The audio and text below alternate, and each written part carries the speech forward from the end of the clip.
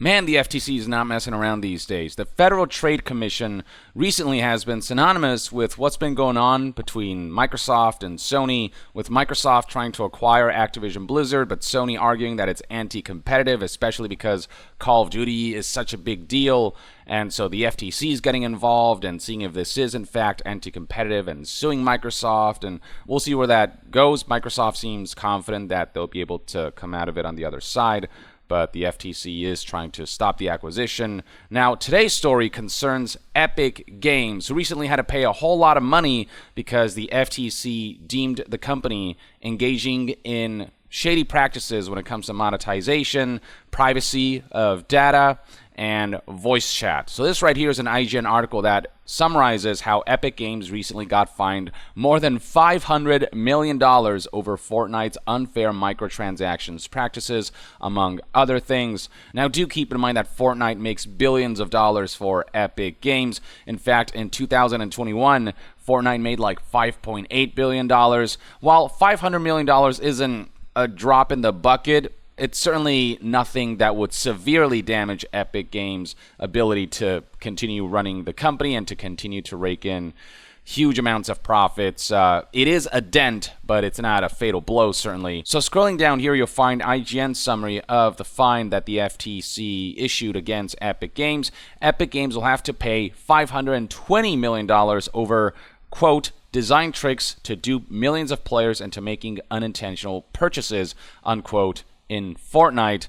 And complaints about accidental purchases or purchases that were made by children who didn't know any better, and so the parents were seeking restitution or some kind of refund because parents didn't know how easy it was to make a purchase in Fortnite.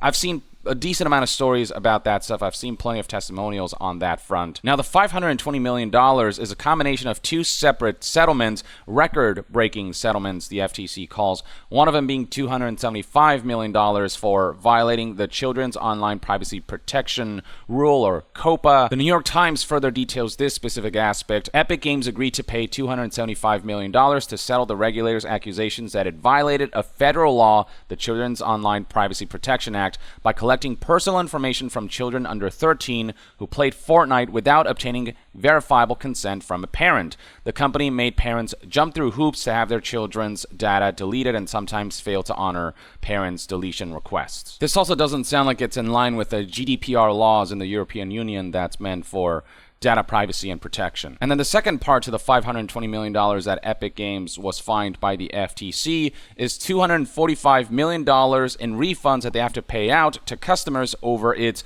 what the FTC calls, dark patterns, referring to privacy-invasive default settings and deceptive interfaces that tricked players. IGN further details that the FTC's definition of Epic Games' dark patterns include tricking players into making unintended in-game purchases through a counterintuitive, inconsistent, and confusing button configuration, including being charged while waking up from sleep mode. And while for a lot of the gaming enthusiasts who play these games, they might be like, well, I don't know, I feel like it's pretty clear how you engage with the interface of this game. Keep in mind that for a lot of people who play Fortnite, they might be more of your average Joes who, it might be more likely that unintended purchases might happen, or where they might not know just how easy it is to make a purchase. The FTC further accused that account holders can be charged without authorization and that children have racked up hundreds of dollars in charges before parents were aware of what was happening. And this isn't just the case for Fortnite. FIFA, I've talked a lot about Ultimate Team and how children want to get the player card for, say, Lionel Messi, but the odds of getting that card is so low, but children don't know that they're spending money on their parents' credit card, or that the microtransactions currency is in fact worth real money, and so they keep racking up those expenditures trying to get that Lionel Messi card, or in Fortnite they want to get that skin, and children might not be aware of the real life implications of spending en masse in Fortnite. And so we've seen articles throughout the years where parents kind of decided to speak to news outlets about the fact that companies just were a pain in the ass when it comes to refunds, and were not flexible about the fact that accidental purchases or unintended purchases by children who don't know any better might happen. And the FTC accuses that despite Epic getting complaints by millions of users, they ignore those complaints complaints over wrongful charges while purposely obscuring, cancel, and refund features. And then last but not least, the FTC urged Epic Games to change their default settings for voice chat, because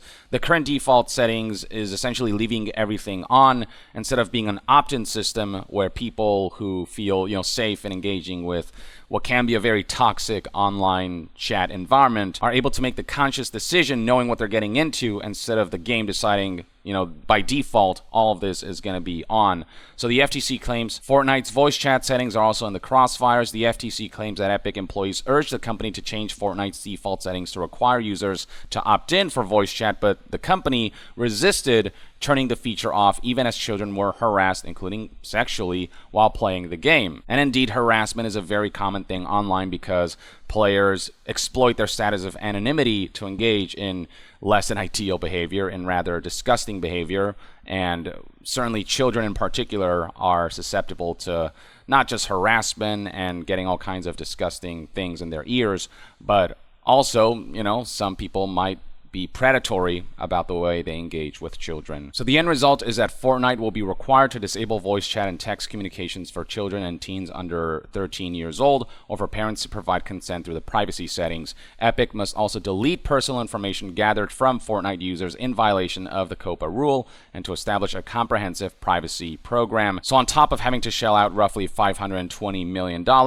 Epic Games will be required to make some changes to coincide with current regulations and to essentially address the FTC's complaints, as well as customers' complaints. The New York Times in particular makes it a point to highlight how historic this fine is. It's a huge amount, $520 million, dwarfs the previous record holder, $170 million penalty that Google agreed to pay in 2019 over accusations that it illegally harvested data from children on YouTube and used it to target them with ads. You may recall that was a whole situation back in 2019 that forced YouTube to implement a system where YouTubers had to essentially click a checkmark saying that this content is not made for kids, and content that was made for kids was severely negatively impacted in terms of their ability to monetize. On top of those policy changes that YouTube had to make surrounding content that was more targeted towards children, Google had to pay a $170 million penalty, which pales in comparison to the $520 million that Epic Games now has to pay. As for how Epic Games has responded to all of this, they recently did release a statement on their official website via a post whose headline reads, "Epic FTC settlement and moving beyond long-standing industry practices." So let's scroll down here and check out the highlights of this statement, starting with, "No developer creates a game with the intention of ending up here. Indeed, no game development company or studio or publisher wants to end up in court, but they do because they decide that profit is more important than morality, and they decide that if something is technically legal, then it doesn't matter whether it's moral or not.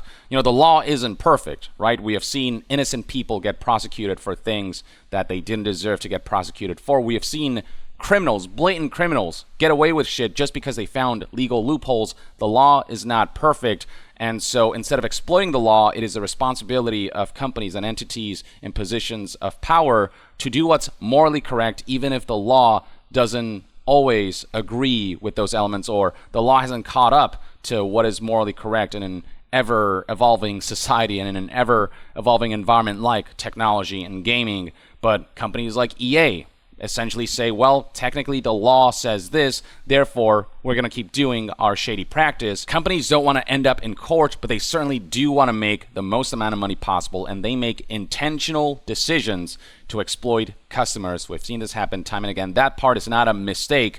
The mistake is, oops, we didn't circumvent loopholes enough, or oops, an organization actually gave a shit about the way we've been behaving and dragged us into court and fined us. Epic Games continues by saying that the video game industry is a place of fast-moving innovation, especially where monetization is concerned, where player expectations are high and new ideas are paramount. I don't disagree, but players' expectations are high when it comes to the quality of games. They just want great experiences, and companies instead are trying to innovate more and more, and how much they can push the goalpost of monetization and what new psychological schemes they can come up with to incentivize players into essentially being manipulated into spending money and being engaged in this vicious cycle of addiction because spending money grants them certain rewards that cannot be obtained reasonably otherwise through gameplay. Now, Epic Games does concede that statutes written decades ago don't specify how gaming ecosystems should operate. The laws have not changed, but their application has evolved and long-standing industry practices are no longer enough.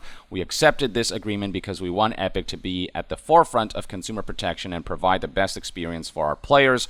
Over the past few years, we have been making changes to ensure our ecosystem meets the expectations of our players and regulators, which we hope will be a helpful guide for others in our industry. To Epic's credit, you'll see throughout the statement that they do make a lot of important concessions because the FTC is right about a lot of the predatory practices that can occur in the games industry. And Epic, instead of getting overly defensive and making up bullshit excuses as to why everything they've been doing has been morally correct, they've been conceding that, okay, there are certain areas where we definitely, as a company, as an industry, could improve. For example, right here, Epic says that all game developers should rethink steps they've taken to simplify payment flows in favor of practices that provide the largest amount of clarity to players when they make purchase decisions. Saving payment information by default is one of the things that they bring up. We have agreed with the FTC to change this practice, the practice of automatically saving your payment information so that it makes it that much easier to make purchases en masse, especially for children who don't know any better. And we now offer an explicit yes or no choice to save payment information. Now, I genuinely cannot believe that this wasn't just a default feature, that the FTC had to force their hand to make sure that there's a prompt asking if they want to save their payment information, but they are making the change. Pushing a button to complete a purchase is one of the most commonly used and easiest mechanics to complete online purchases. Games should go above and beyond to make sure players even more clearly understand when they're making a purchase with real money or with virtual currencies to prevent accidental purchases. One of the most egregious aspects of microtransactions is the lack of disclosure of information or the lack of warning on certain dangers. They don't warn you about the probabilities of certain rewards through loot boxes, or they don't give you any warnings about, hey, here's how much you've spent this week. Maybe watch out that you don't spend too much. They don't have security measures in place. A lot of games try to do the opposite and make things obscure and vague and confusing so that players can't really keep track of how much they're spending and just how egregious a monetization system is. So I don't disagree here when Epic Games says that games should go above and beyond when it comes to being more transparent with players and giving them more of a heads up about the activities that they're engaging in that just cost them money. Since May of 2018, Fortnite has had a refund token system and an undo purchase system, but now we've gone further. We have updated our payment flows with a hold-to-purchase mechanic that reconfirms a player's intent to buy as an additional safeguard. It's always a good thing when a game company can reflect and be like, you know what? Yeah, we weren't good enough about how we implemented certain features and certain safeguards, and we're going to actually make some changes. Instead of resisting the notion that they have been approaching certain practices in a shady manner, be it intentional or not, instead of trying to resist policy changes simply because it makes them more money and they can profit off of exploitation. Epic continues, there are many ways players may seek to refund purchases. Developers should consider avenues for players to request refunds that lie outside of the standard process. And then right here they detail all of the various methods and updated systems that they have implemented in order to give customers more options for refunds. Epic Games concedes here when it comes to children's privacy that just because a game is rated, teen or mature doesn't mean that younger players who are interested in higher rated games won't find ways to access them. So they're saying here that they're going to take COPPA laws and the protection of privacy more seriously and encouraging, game developers and companies and publishers around the globe and across the industry to take COPPA more seriously. Game developers should expand youth privacy protection to include players under 18. And Epic Games adds here that they have changed chat default so that players have to opt in to stuff rather than by default being exposed to what can be, again, a very toxic and unhealthy and at times dangerous environment. Epic Games also did roll out what's called cabined accounts to make it easier to manage younger players for parents. Here's how it works. All players globally will be asked to provide their date of birth at login. If someone indicates that they're under 13 or their country's age of digital consent, whichever is higher, their account will be a cabined account that they will be asked to provide a parent or guardian's email address to begin the parental consent process. While waiting for consent, players will still be able to play Fortnite, Rocket League, or Fall Guys with full access to previously purchased or earned content in-game, but in a tailored cabined account environment where certain features such as chat and purchasing are disabled. Now, obviously, it's still very easy for children to lie about their age, and parents will have to be involved in making sure that their children are not playing what they're not meant to be playing, or are engaging in a way where they're going to be safer online or less exposed to the toxic elements. But I guess it is a step. The only way for this to work is for this not just be some obscure feature that Epic doesn't advertise. It's something that players need to know about, so they have to be prompted saying, hey, by the way, there's this thing called cabin account. If you're a parent and if you're going to have your kids play, make sure you know about this in case it's a feature you want to take advantage of. They conclude by emphasizing that there's never been pay to win in Fortnite, and that they did eliminate random item loot boxes in Fortnite Save the World in 2019, which they did to Epic Games' credit, and Fortnite has not had loot boxes, which is good. And then they detail parental controls and various security measures that they've added in addition to what's currently in place to just try to make it more secure for parents to allow their children to play without the risk of mass expenditures. And one of the last things Epic Games says here is that we share the underlying principles of fairness, transparency, and privacy that the FTC enforces. Epic Games is actually playing along and actually acknowledging that the way they have done certain things has just not held up to certain moral standards, and they're actually trying to work with the FTC to find the best policies and middle grounds, and actually trying to meet them halfway.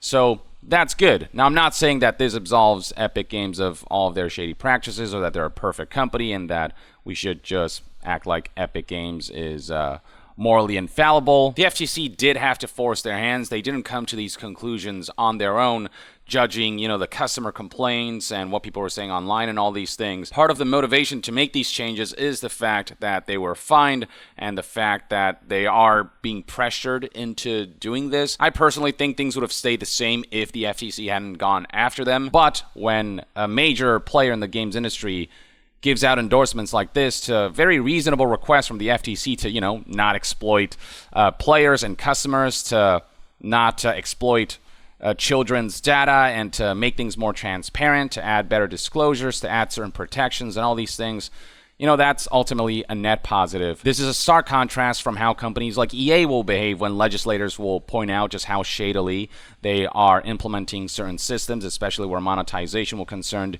EA will instead give out bullshit excuses, say that loot boxes are surprise mechanics that are like Kinder Eggs, and that they're quite fun and quite ethical, not unhealthy at all, and that they're perfectly appropriate for children. EA will try to fight back by saying, well, technically the law says this and that, therefore you're not in the legal standing to be able to enforce these rules, and try to fight back like that without ever considering morality. Epic Games, on the other hand, they conceded hundreds of millions of dollars in fines, and on top of that, they've put out an extensive statement agreeing with the FTC on a number of fronts and endorsing some of the regulations and some of the enforcements that the FTC has put into place. And the thing is, I do think that the games industry is far too unregulated, which is why companies like EA go rampant with their monetization systems, among many, many other game publishers and companies. And because the games industry collectively is unwilling to engage in more morally correct ways of monetizing and engaging in certain behaviors and certain business practices, government intervention is sort of the last resort that we have to rely on, because game companies are not going to try to do the morally correct thing out of the kindness of their heart. We have seen time and again that game companies are not willing to reflect on their own actions, on their own practices, as long as it's making them the money, and as long as they're legally able to circumvent the law and able to find the loopholes necessary to engage in their shady activities, as long as the law hasn't caught up to their shit, they're willing to do whatever's necessary to get those numbers up to keep investors happy. If the games industry regulated itself, we wouldn't be here, right? But they push the buttons and they push the goalposts of egregiousness enough that complaints have reached the government's ears, and now they're starting to really look into the games industry. So, this is on you, games industry, for what's happening here. Or at the very least, that's one man's take. Let me know in the comments below what your thoughts and opinions are on the major fine that Epic Games had to pay, and the FTC's arguments against Epic Games and their practices, and Epic Games' statement in response, where they do seem to be conceding on a number of fronts. Share your thoughts in the comments below, and to be further updated on all things gaming news, reviews, and discussions, stay tuned right here on Young Yeah. I'll see you guys next time. Young out.